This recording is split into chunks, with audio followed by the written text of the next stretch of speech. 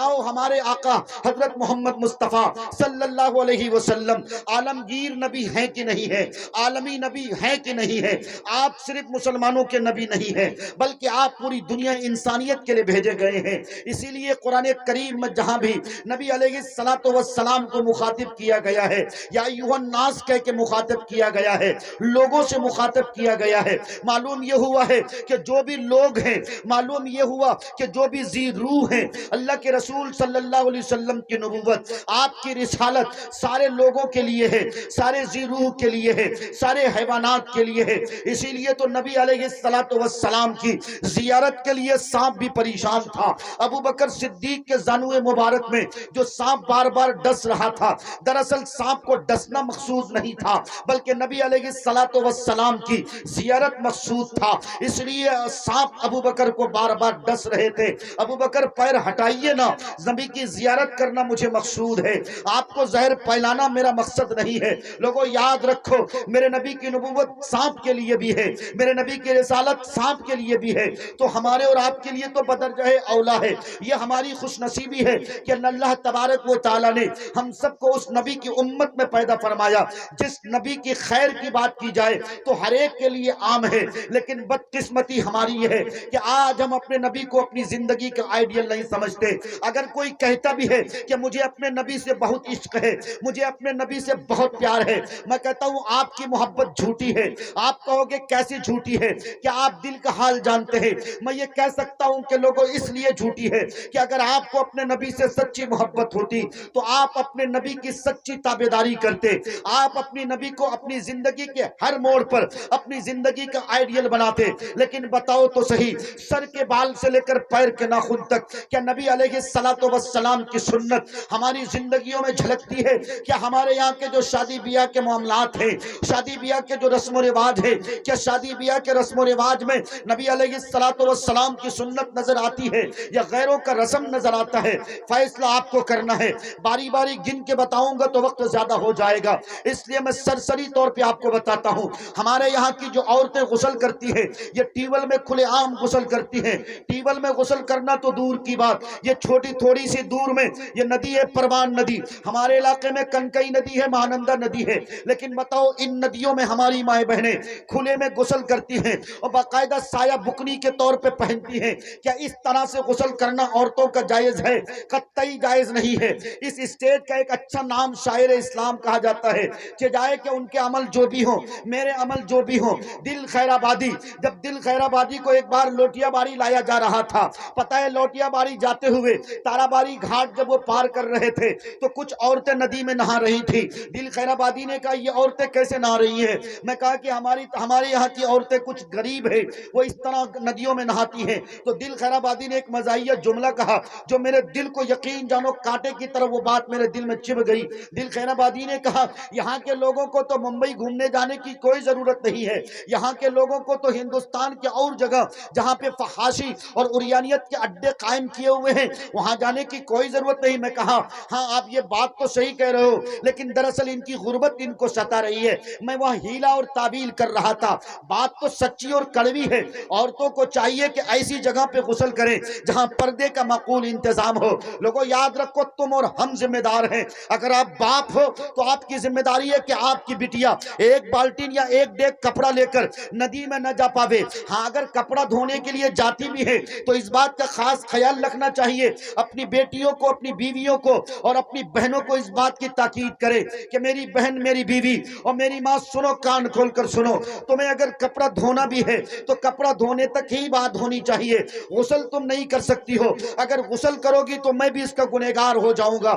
اس لیے لوگوں یاد رکھو، میرے نبی نے صاف ستھری حدیث فرمائی ہے کلکم رائن و کلکم مسئول عن رعیتہ، ہر ویکتی ذمہ دار ہے، ہر شخص ذمہ دار ہے۔ اگر آپ کی بیٹی ننگے ناچ کرے گی تو آپ ذمہ دار ہو، اگر آپ کی ماں ننگے ناچ کرے گی تو آپ ذمہ دار ہو، اگر آپ کی بہن ننگا ناچ کرتی ہے تو آپ ذمہ دار ہو۔ بتاؤ شادی بیاہ کے موقع پر کس طرح سے ہماری عورتیں گیت گاتی ہیں، کس طرح سے ہماری عورتیں کھلے عام اپنے سن بھائی کے ساتھ، اپنے بہنوئی کے ساتھ مذاق کرتی ہیں۔ کون ہے اس کے ذمہ دار؟ میں ہری پور میں یہ تقریر کر رہا تھا، ایک بوڑھے میاں تھے جو میرے رشتے میں سنماپ لگتے ہیں، میں نام نہیں بتاؤں گا، جن کی عمر عمر 65 سال ہو چکی تھی. انہوں نے کہا ارے مولوی صاحب شادی زندگی میں بار بار نہیں ہوتی ہے, ایک ہی بار تو ہوتی ہے, لیکن میں نے بوڑھے میاں سے یہ بات کہی تھی موت بھی زندگی میں بار بار نہیں آتی ہے, ایک کے بار آتی ہے. اور جب ملک الموت کا شارٹ ورانٹ جاری ہو جاتا ہے, جب گھنٹی بج جاتی ہے تو ایک سیکنڈ پیچھے نہ ایک سیکنڈ آگے, بلکہ وقت مقررہ پہ موت آ کے رہتی ہے. لوگوں یاد رکھو, اگر بیوی مر گئی دوسری شادی ہو بھی سکتی ہے, اگر کسی بیوی کا شوہر انتقال کر گیا تو بہرحال دوسری شادی ہو بھی سکتی ہے, لیکن ملک الموت کی آمد اگر ہو گئی, دروازے پہ دستک دے دیا گیا, اب ان سے تم بار بار ہاتھ جوڑتے رہو, مکھیا جی ہو یقیناً تمہارے تھانے میں چل جائے گی, ودھایک جی کے قریبی ہو تھانے میں تمہاری چل جائے گی, لیکن فرشتے کے پاس کسی کی نہ چلے گی. وہاں کسی کی کوئی شکل دیکھ کے انصاف نہیں کیا جائے گا, بلکہ وہاں تو ہر ایک کا جو وقت مقررہ ہے اسی کے حساب سے فیصلہ کیے جائے گا. اچھے کام کر کے گئے ہو, تمہیں مرتے وقت کلمہ نصیب ہوگا. اس لیے میرے بھائیوں میرے بزرگوں, میں صرف آپ سے اتنا کہنا چاہتا ہوں, اپنے سماج کو پاک پوتر سماج بناؤ, اپنی سوسائٹی کو بہتر سوسائٹی بناؤ. اس کے لیے آپ سب کو, ہم سب کو دو کام کرنا ہے. پہلا کام تو یہ ہے کہ یہ جو تعلیمی ادارے قائم کیے گئے ہیں, ان تعلیمی اداروں کو باقاعدہ طور پر ترقی کے راستے پہ گامزن کرنا ہے. اور دوسرا کام یہ ہے, اب تو ٹھیکیدار حضرات چلے گئے, لیکن جو ذمہ دار حضرات ہیں, مولانا عادل صاحب تشریف رکھتے ہیں, اور بھی جو لوگ پیسے والے لوگ ہیں جن کو اللہ نے دولت دے رکھی ہے, میں کہتا ہوں اب زیادہ تجارت کرنے کی ضرورت نہیں ہے, اب تمہیں کوئی ہاسپٹل بنانے کی ضرورت نہیں ہے, اب تمہیں کوئی باقاعدہ طور پر کئی کارخانے ڈالنے کی ضرورت نہیں ہے, بلکہ اب ضرورت اس بات کی ہے, اگر پیسہ کمانا ہے, یہ سیمانچل مسلمانوں کا علاقہ ہے, مسلمانوں کی بڑی تعداد بڑی آبادی رہتی ہے. ایک مرد مجاہد, ایک مرد قلندر مولانا اسرار الحق قاسمی رحمت اللہ علیہ, ایک ایسی شخصیت کا نام جن کا خواب شرمندہ تعبیر نہ ہو سکا.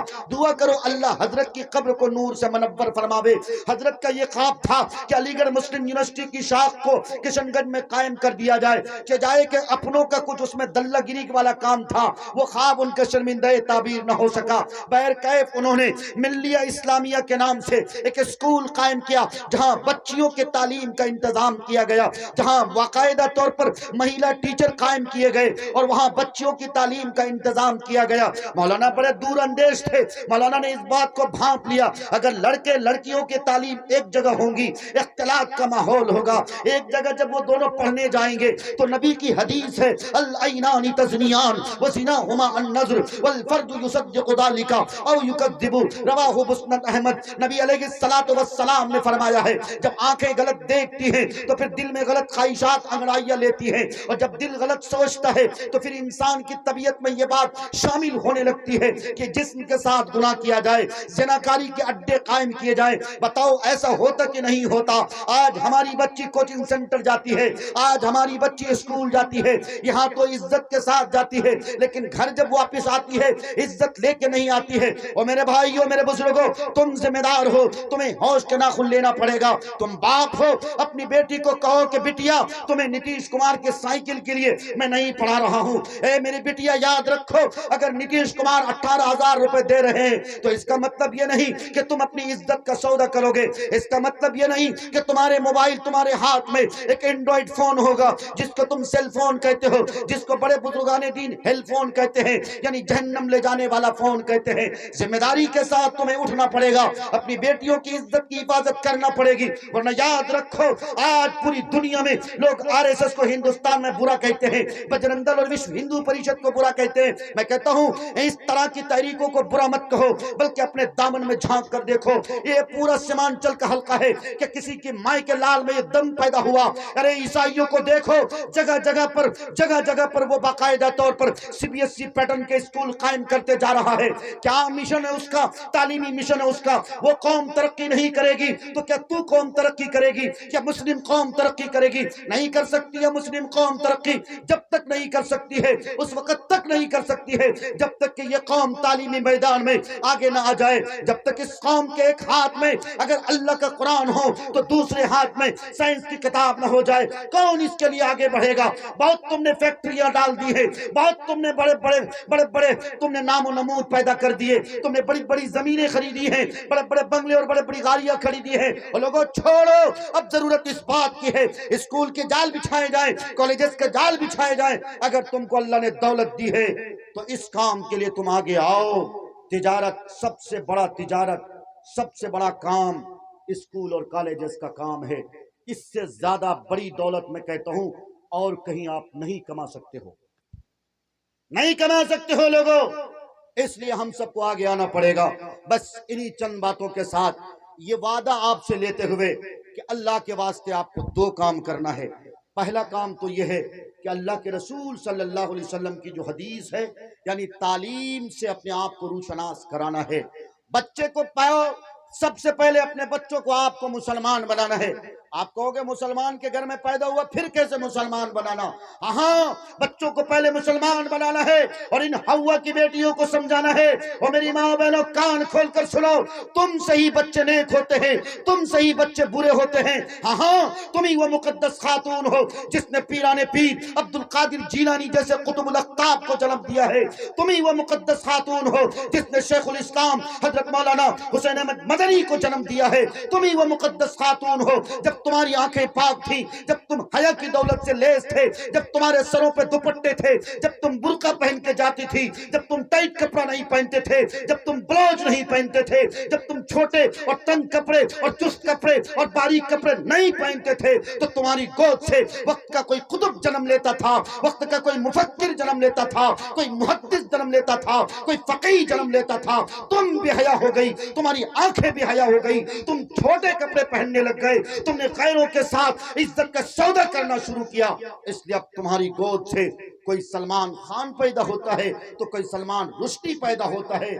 پھر جب بچہ بڑا ہو جاتا ہے تو تم شکایت کرتے ہو کہ میرا بچہ میری بات نہیں مان رہا۔ قطعی نہیں مانے گا۔ جب تمہاری گود میں بچہ تھا، تمہارے پیٹ میں بچہ تھا، تو تمہیں اس کے لیے کام کرنا تھا، تم نے وہ کام نہیں کیا۔ ماں تمہاری بڑی ذمہ داری ہے۔ میرے نبی نے فرمایا بچوں کے لیے سب سے پہلا مکتب، سب سے پہلا مدرسہ ماں کی گود ہے۔ مائیں جیسی ہوں گی اس کی گود کا بچہ ویسا ہوگا۔ انشاءاللہ اگر کبھی کہیں اور وقت ملا اس علاقے میں تفصیلی بات ہوگی۔ انہی چند باتوں کے ساتھ آپ سب سے میں رخصت ہو رہا ہوں۔ اللہ کے واسطے یہ جو مدرسہ چل رہا ہے اس مدرسے کو مضبوط کرنا ہے۔ کوچنگ سینٹر کے نظام بھائی رونق بیٹھے ہیں، بھائی نیتا گری ہم سب کرتے ہیں اور کرنا چاہیے، سیاست میں آگے آنا چاہیے، لیکن ہاں اب ہماری سب سے بڑی ذمہ داری یہ ہوتی ہے تعلیم گاہیں ہم قائم کریں، بچیوں کے لیے پردے کے ساتھ تعلیم کا انتظام کریں۔